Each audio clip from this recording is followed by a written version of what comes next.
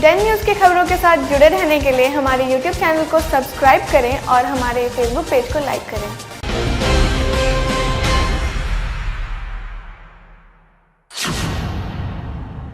नमस्कार, आपका स्वागत है डेन न्यूज़ में और आपके साथ मैं हूं प्रतिज्ञा कश्यप। पेट्रोल और डीजल के दामों में लगातार हो रही वृद्धि के विरोध में मुजफ्फरपुर ऑटो रिक्शा कर्मचारी संघ और सीपीआई के कार्यकर्ताओं ने शुक्रवार को बैरिया चौक पर हाथ से ऑटो को खींचकर हाथों में तख्तियां लेकर विरोध प्रदर्शन किया।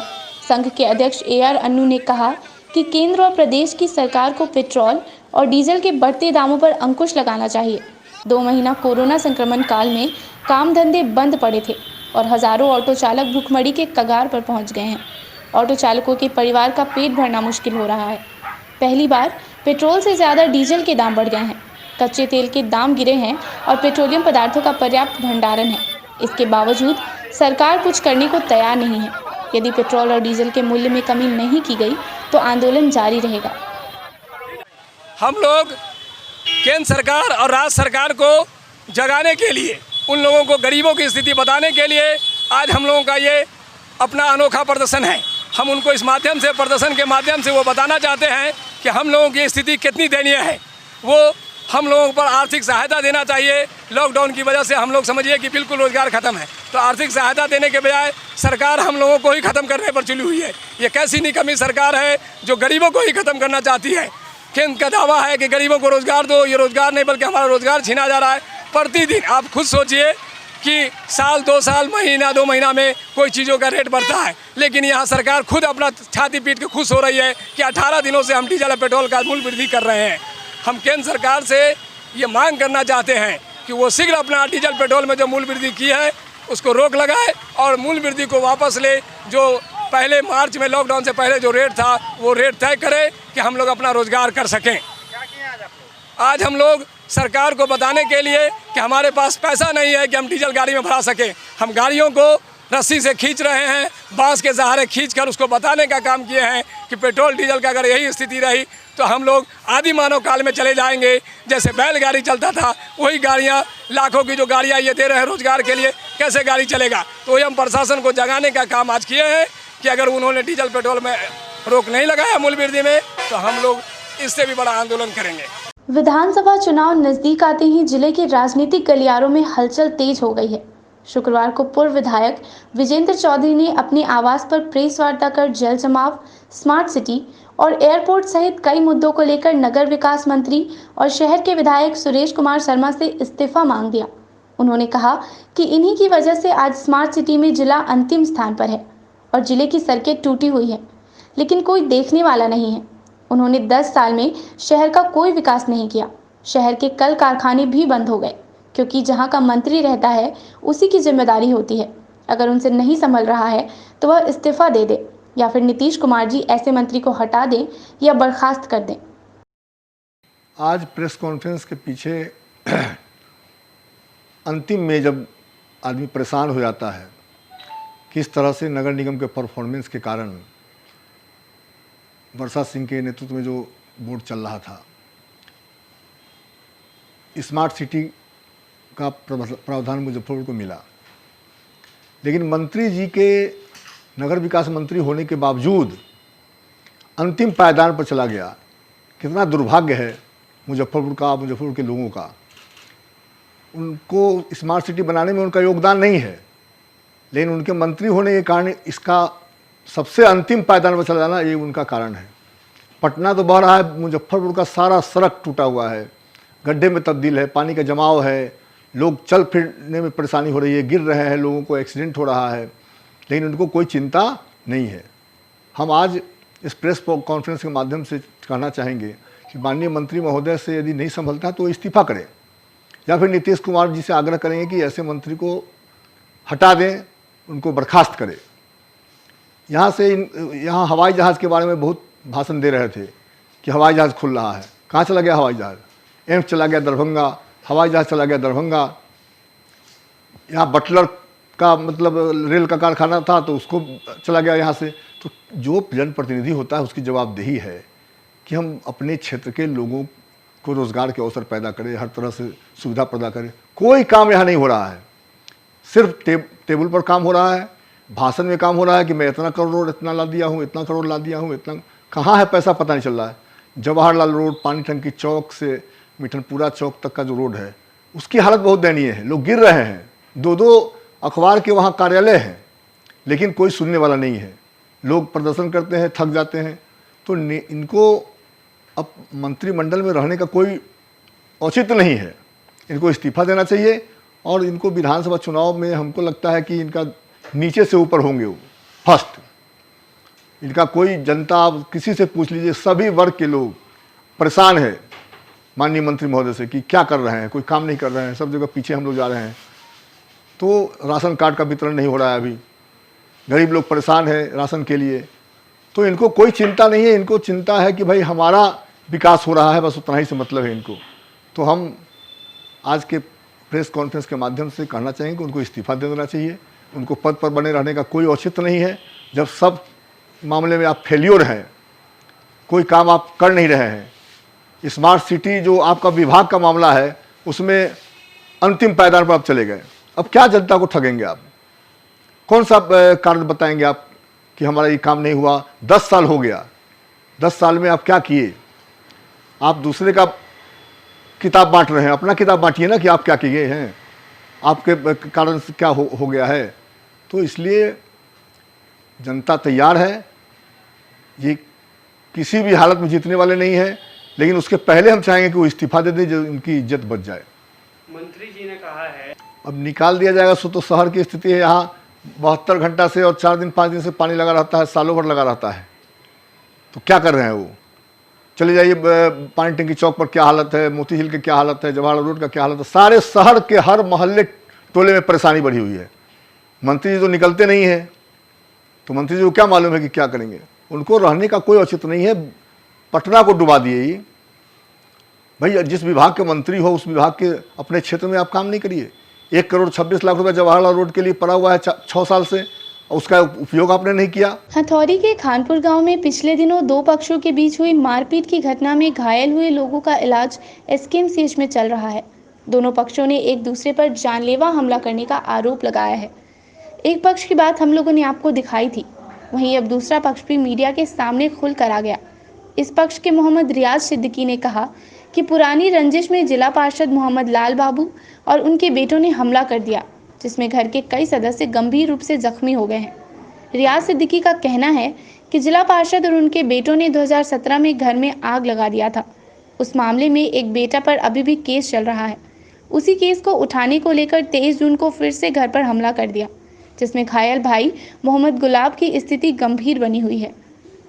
सच्चाई कुछ नहीं है। हम जिला महामंत्री भाजपा के हैं, गाजियाबाद से हैं। मैं हमारा निवास खानपुर गांव में पड़ता है। यहाँ के जिला पार्षद, वहाँ पूरी मुस्लिम गांव बस्ती, जिला पार्षद बोला ये झंडा हटाओ और नहीं तो तुम्हारे सब परिवार को मार देंगे। हमारे भाई के घर पे चढ़ के सर फाड़ दिया। मेरा भाई हॉस्पिटल में भर्ती है और वो भाई बेटा ने फायरिंग करा, गोली 2 फायरिंग करा और हमारे भाई को सर से छुरी से तलवार से मारा, उसके पूरे मांग कट गया, पूरे फट गया। और बहुत एक भाई को और पीटा। 23/5 को एक भाई को बहुत मार मारा, घेर के उसका अलग हॉस्पिटल में एडमिट हुआ, उसका अलग इलाज हुआ। और जिला पार्षद करा कि अब नहीं करेगा तो घर में घुस के घर में आग लगा दें, घर में घुस के मारेंगे सब बच्चे को। अब वो कर रहा, धमकी दे रहा हम लोग को। क्या नाम है जिला पार्षद का? 42 के कटरा के जिला पार्षद लाल बाबू है। उनके बेटा औकार, ओफा, नसीम, बेटे 5-6 बेटा और है, और अज्ञात व्यक्ति बहुत है उनके गांव में। जिला पार्षद है, इसलिए कह रहे कि सबको मारेंगे, घर में घुस के केस वापसी लीजिए, नहीं तो घर में घुस के और मारेंगे। जी क्या परिचय हुआ आपका? मेरा नाम रियाज सिद्दीकी हुआ। मैं भाजपा संगठन महामंत्री हूँ गाजियाबाद से। कहाँ का घटना? तो बोले कौन भाई का क्या नाम है जो घायल है? मोहम्मद गुलाब है, घायल हॉस्पिटल में भर्ती है। MSCH हॉस्पिटल में भर्ती है। पहले से आप FIR किए कि नहीं? पहले से एक FIR चल रहा था, दोबारा हो गया। मैंने भी FIR के लिए दिया हूँ। और 2017 में मेरे घर में आग लगा दिया था, मेरा पूरा घर जल गया। हमारे पापा जी का दबाव से पिस्टल भिरा के उसके बेटे ने नाम कटवाया। उस टाइम नाम कटवा लिया, अपना 3 बाप बेटा का नाम कटवाया, बाकी 14 आदमी पे आज भी केस रिपोर्ट 3 रिपोर्ट 4 निकल चुका है। आप लोग का पहले से विवाद था? हाँ, पुराना विवाद चल रहा था पहले से। जल जीवन हरियाली योजनाओं के तहत आने वाले मुजफ्फरपुर का सबसे बड़ा तालाब महाराजी पोखर की नापी के बाद चौंका देने वाला अतिक्रमण सामने आया है। स्थानीय लोगों की मांग थी कि पोखर की नापी करवाई जाए। उसी मांग पर प्रशासनिक टीम ने पोखर का नापी किया था।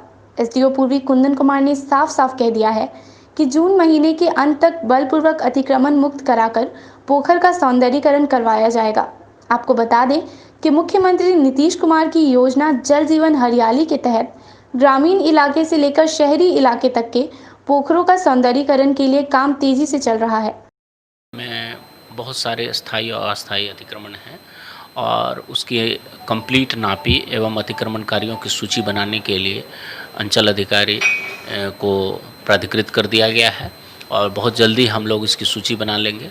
और यदि इस बारिश के पूर्व अगर संभव हो सका तो काम कराएंगे, अन्यथा बारिश के बाद हम लोग उस पर काम करके जल जीवन हरियाली के तहत उसको हम लोग टेकअप करें। बिल्कुल वो चैलेंज कोई बड़ा चैलेंज नहीं है।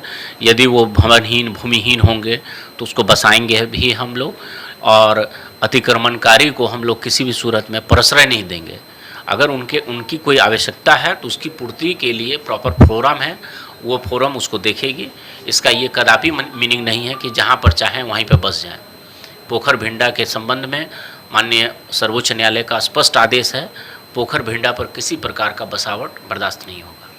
शुक्रवार को अंतर्राष्ट्रीय नशा मुक्ति दिवस के अवसर पर राज्य सरकार के द्वारा सभी जिलों के जिला पदाधिकारी, एसएसपी और आयुक्त के साथ वीडियो कॉन्फ्रेंसिंग के माध्यम से संबोधित किया।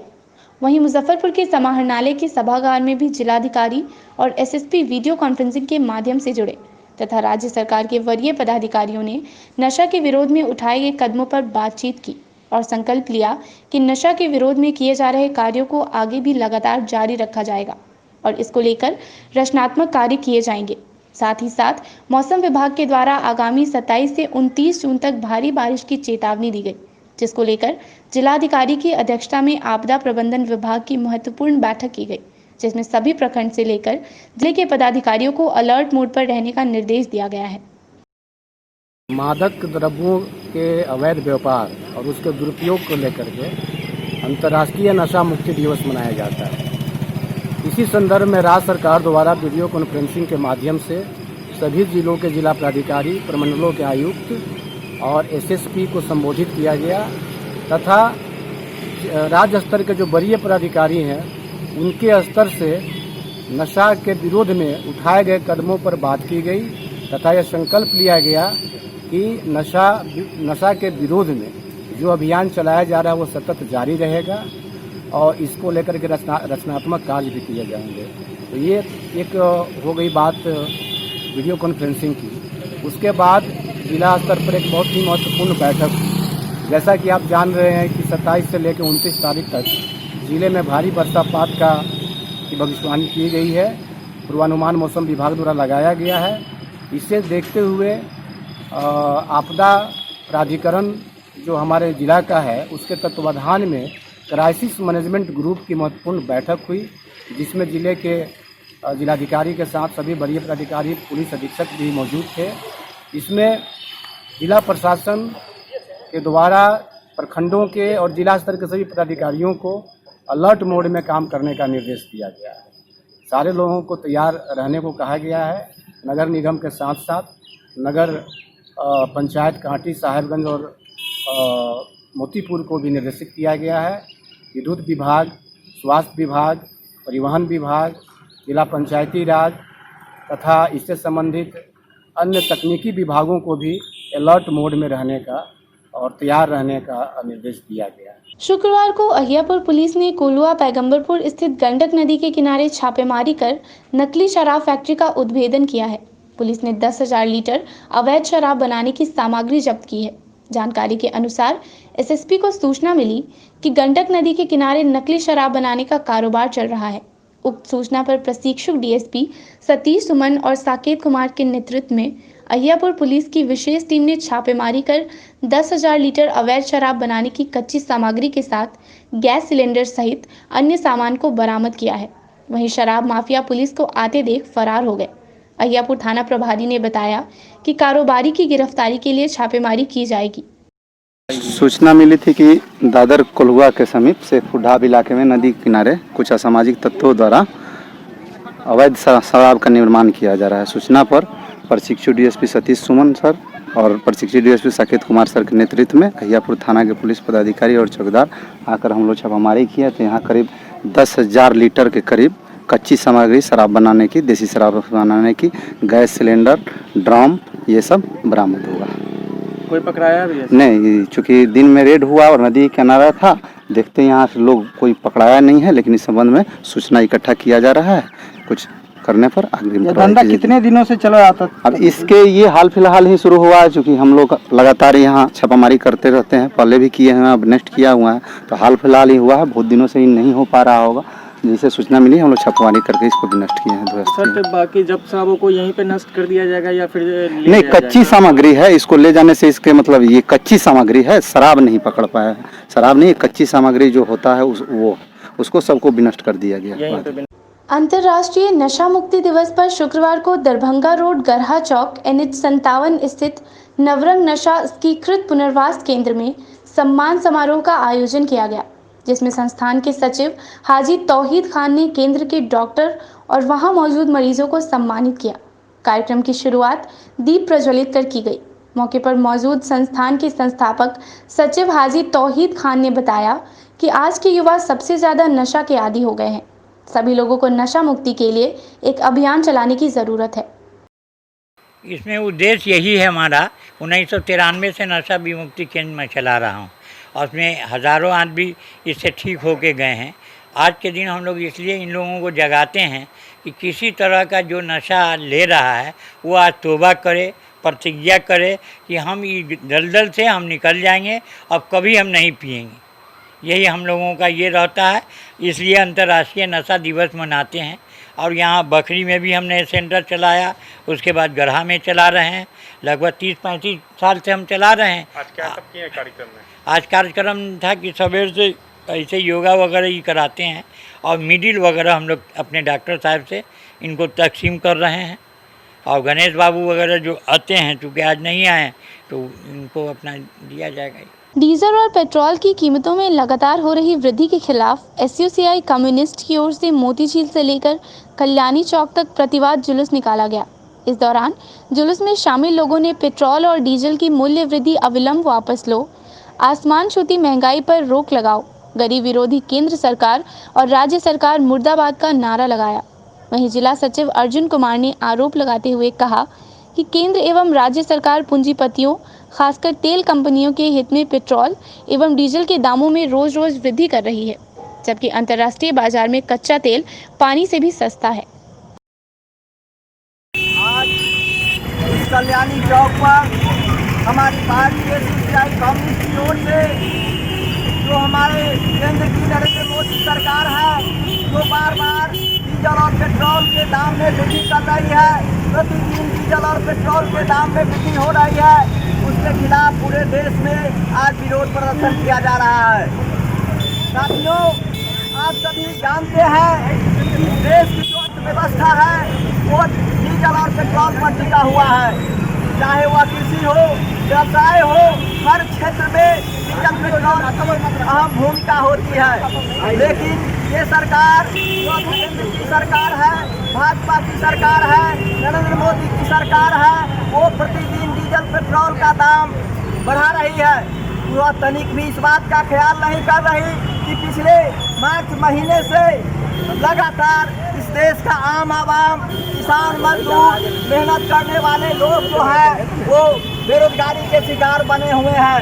इस मार्च महीने में जो यहाँ महामारी आई है, उस संकट से निपटने के लिए कोई रास्ता कभी नहीं दिखाई दे रहा है। शुक्रवार को लोक जनशक्ति पार्टी ने शहर के निजी होटल में मिलन समारोह का आयोजन किया, जिसमें करीब 150 से ज्यादा लोग पार्टी में जुड़े। वहीं रालोसपा के राष्ट्रीय अध्यक्ष उपेंद्र कुशवाहा के लगातार दिशाहीन राजनीति का आरोप लगाते हुए पार्टी के युवा महासचिव राकेश आजाद कुशवाहा पार्टी छोड़कर लोजपा में शामिल हुए।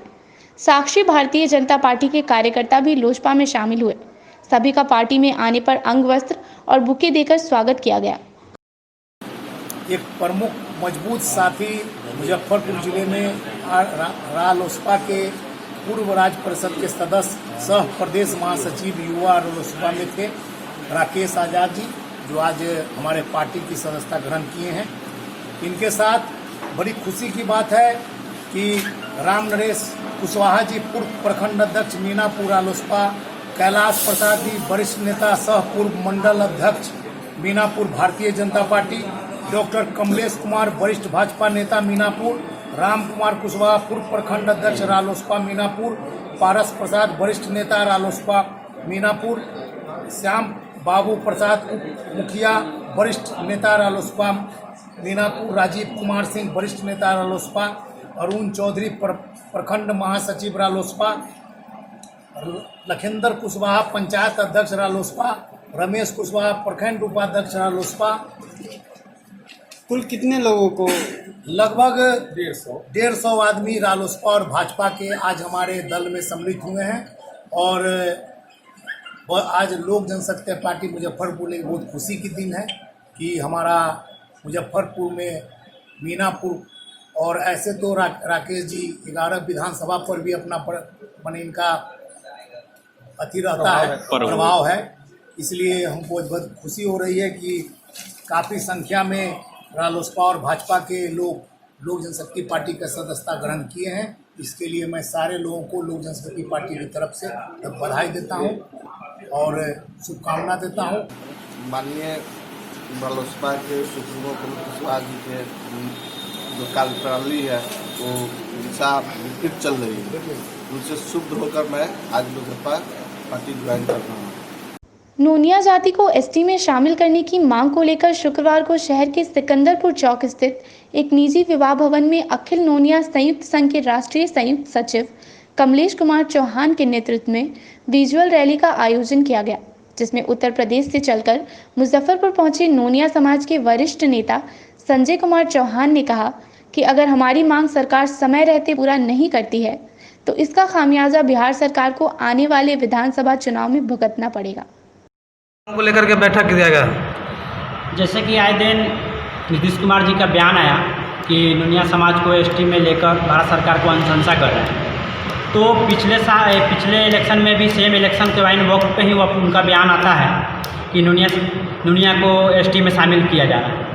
तो छलावा लगता है, हमेशा ठगने का काम किया नीतीश कुमार। इस बार भी नोनिया समाज को ठग रहे हैं। इसलिए अब की बार सभी जितने भी नोनिया का संगठन है, सभी संगठन एक होकर हम लोग एसटी के जो सुविधा है, क्योंकि हमें 1961 में ही एसटी का जो हो गया है खरिया करके हमें मिल गया 15 में शेड्यूल कास्ट, और बिहार सरकार ने कैबिनेट नोट में अपना ये बता दिए कि नोनिया खरिया एक उपजाति है और खरिया नोनिया के ही एक उपजाति है, वो क्लियर कर दिए। तो इस क्लियर के लेकर हमें जो भी एसटी की सुविधा है वो सुविधा लागू करें बिहार स्तर पे है। जिस तरह से बहुत सारे जाति को किए हैं, यहाँ पे लोहार को लोहरा किए हैं, ताती ततबा को किए हैं, ऐसा बहुत सारे जाति को जो बिहार सरकार अपने स्तर से स्पष्टीकरण जारी सरकार मांग पूरा नहीं करती है तो आगे की क्या रणनीति है आपकी? आगे की रणनीति है कि हम लोग चुनाव में एक होकर हम लोग नीतीश कुमार बिहार सरकार को और नीतीश कुमार को बहिष्कार करेंगे। उनको बिहार राज्य में खरिया जात एससी में है, एसटी में है और खरिया ही दुनिया है। और विगत 2015 में भी उत्तर प्रदेश की सरकार की कैबिनेट ने इस प्रस्ताव को पारित कर रखा है कि नहीं खरिया ही दुनिया है। तो फिर सरकार को खड़िया के नाम से नोनिया को एसटी का सर्टिफिकेट देने के लिए नोटिफिकेशन जारी करने में दिक्कत क्या हो रही?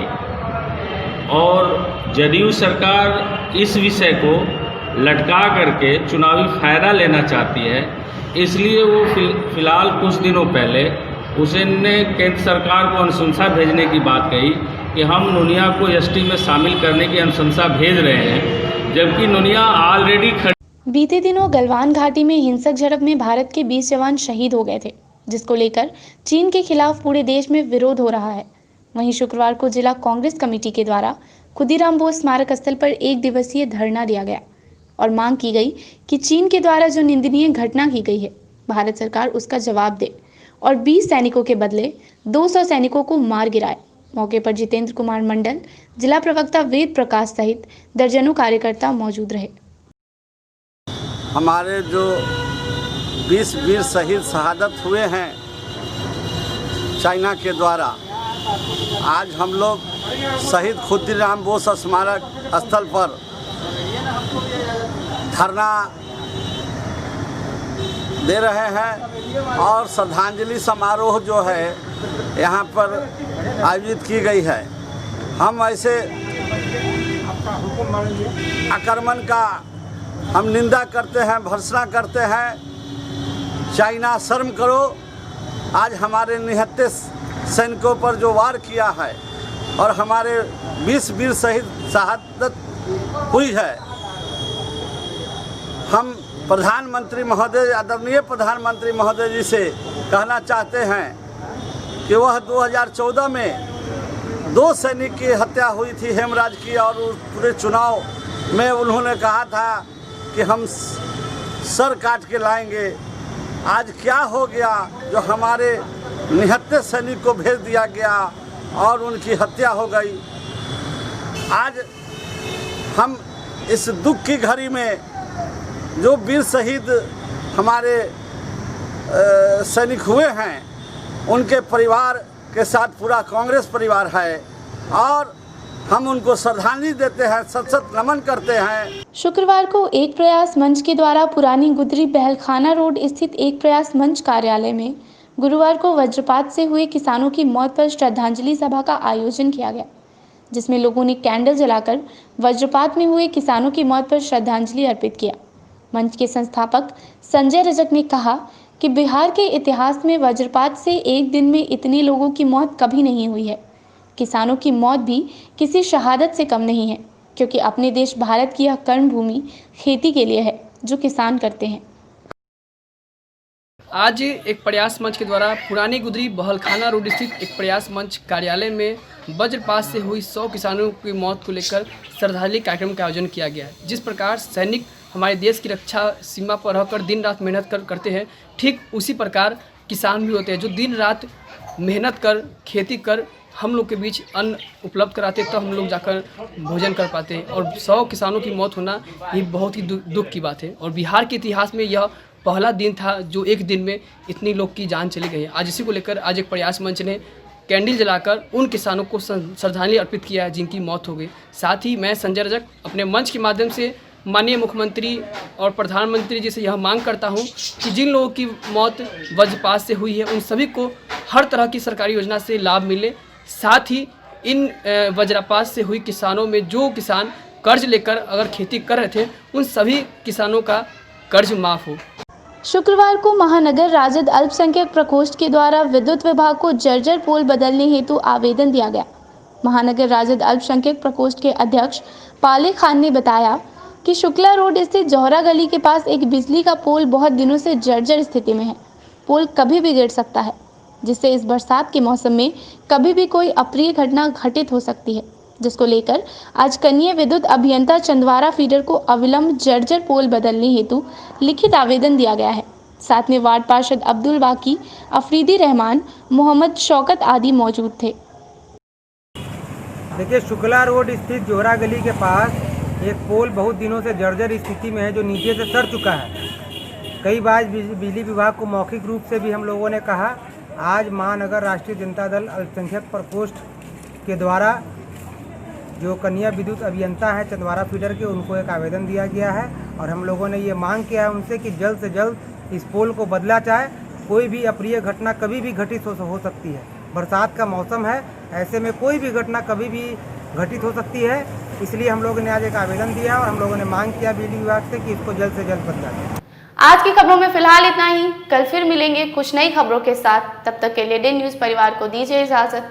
नमस्कार।